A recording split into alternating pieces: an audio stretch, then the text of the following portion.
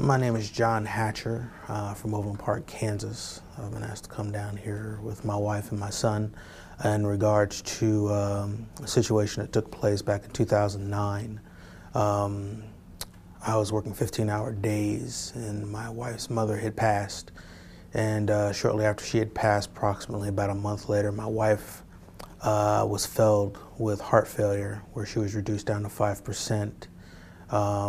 She was in the hospital. I got contacted and they told me that she would not be coming home.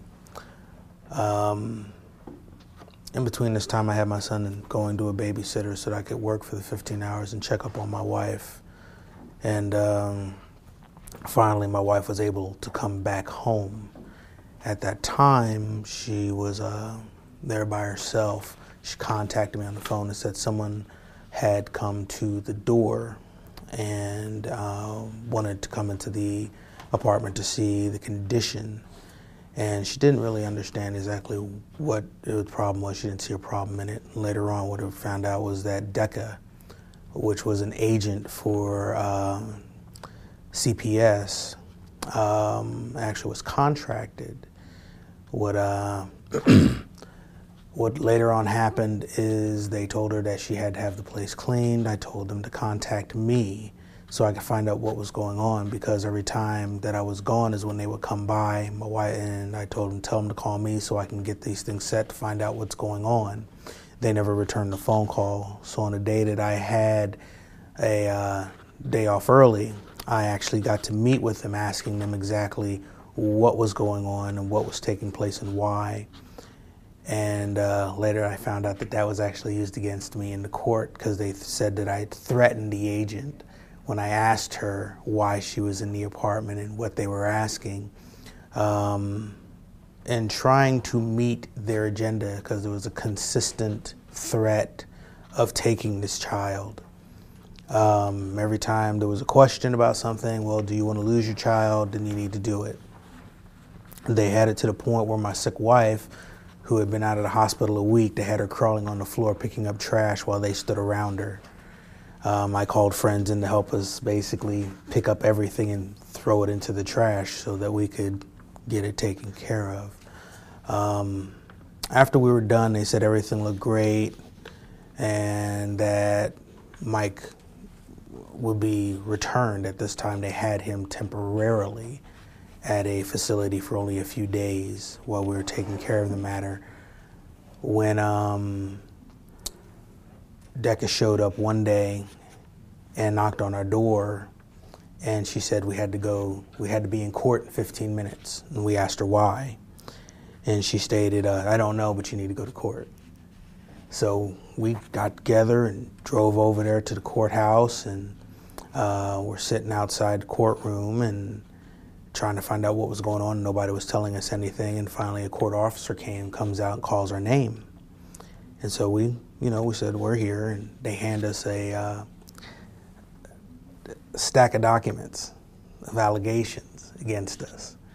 And we read through it, and it was all BS, and just trumped up things from where they said we were not answering the phone, or we weren't doing this, or we threatened them, and that we were doing all of these things. Meanwhile, during this period, we had met with DECA on numerous occasions, who actually sat down with us at a meeting with all of the employees there, and they were praising us for how well we were working with them on getting everything cleaned up, and working with them on the schedule, and working with them with our son, and all of this other stuff to come to this situation where we're in court. The judge came forward and didn't ask us anything. Basically, she yelled at us. And when I stated that the allegations in the document were lies, she asked me which. I said all of them. I said they're lying. I said CPS is lying, DECA is lying. And so she said, well, based on the information that I have here, I'm ordering the court to take your son. So they actually had us go home. They had armed officers, guns drawn, and I asked the officer, is this really necessary? And he says, well, we've had situations. I said, it's really necessary for you to have a gun drawn on me while you kidnap my son. And they literally walked him out, Decca and 3 officers, basically until he was outside the apartment. And my wife fell, crying, basically saying she was just inconsolable. And the only thing that I could think of was, get up, it's time to fight. We don't have any other choice. We got to get him back. So that was the beginning of our fight, learning about the laws and what's really going on with CPS and what's really going on with our court system. And what we found out was that CPS, DECA are all contract agencies. And the whole premise of this is basically a severely large laundry list of either you want to call it child trafficking, if you want to call it slavery, however you wish. They make big money off of this. I've gotten in touch with numerous state officials who actually decided, when they heard what was going on, decided to help us. And even they schooled us even further on what was really going on. We went to Topeka. We testified against CPS. CPS was standing up there with their people, sitting there talking about how they hire people with the same integrity as them. That is to quote the actual head of CPS. And so we sat there, we said, okay. And there were several other people that were up there. We had gotten together with my wife, and the individual, I won't mention his name out of respect, told her that he would like for her to speak. And so she went up there and she talked with the state reps and state Congress and basically told them the entire story of what was going on with DECA and what was going on with CPS and the illegalities that they were doing. And I walked my son up so that they could actually see him. And they asked him a couple questions. And shortly after that, Kansas City Star came by, did an expose with us on it, had a couple photos in it. And I don't think DECA saw it, I don't think CPS saw it coming, because when we were called back to court later, the judge said, I saw some disturbing things and this bothers me, and began questioning CPS and DECA, and they had nothing to say.